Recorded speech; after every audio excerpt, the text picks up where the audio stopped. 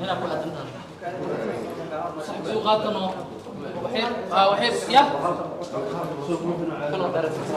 وحيد يدرنا كو كو كو كو كو كو كو كو كو كو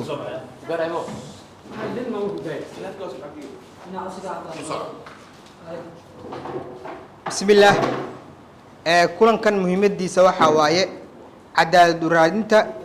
وريه بلبل أو حرن مدة 8 maalmood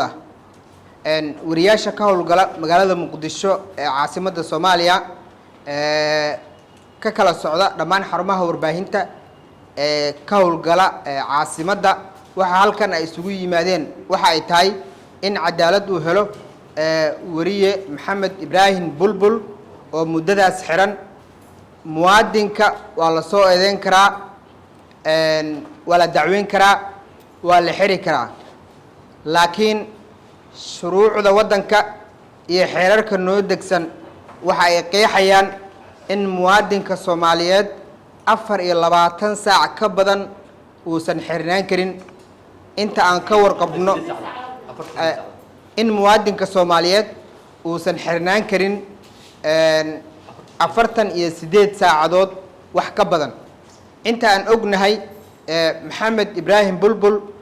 waqtigaas dheer uu xiran yahay ma jirto maxkamad la horgeeyay iyo faahfaahin ku aadan sababaha lagu soo eedeeyay waxaan si xushmadi ku jirto aan ku codsanaynaa annagoo ku hadlayna magaca warbaahinta magaca wariyaasha iyo magaca bahda saxaafadda guud ahaan in haddii uu dambi leeyahayna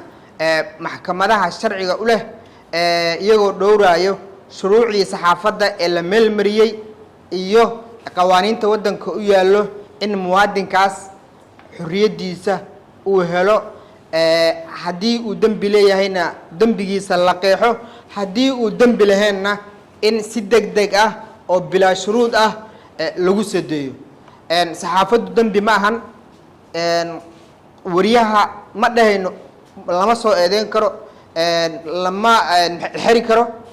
waxaan leenahay cadaaladda sharciga ha shaqeeyaan guud ahaan bahda saxaafadda iyo mas'uuliyiinta wasaaradda warfaafinta iyo ururada saxaafaddana waxaan ka codsanayaa sidii dhaqanka warbaahinta Soomaalida hore ugu ahaan jirtayba in garab istaag ay u muujiyaan wariyahan walaalkooda ah saxaafadda xilli adag ku soo shaqeeyay xilli adagna ka soo shaqeeyay sidii ay ugu muujin lahaayeen garab istaag cadaaladana uu u heli lahaa waxaan rajaynaynaa sharciga inuu sareeyo waxaan rajaynaynaa in qawaaniinta iyo shuruucda saxaafadda ee la meel mariyay inay shaqeeyaan aad u mahadsantihiin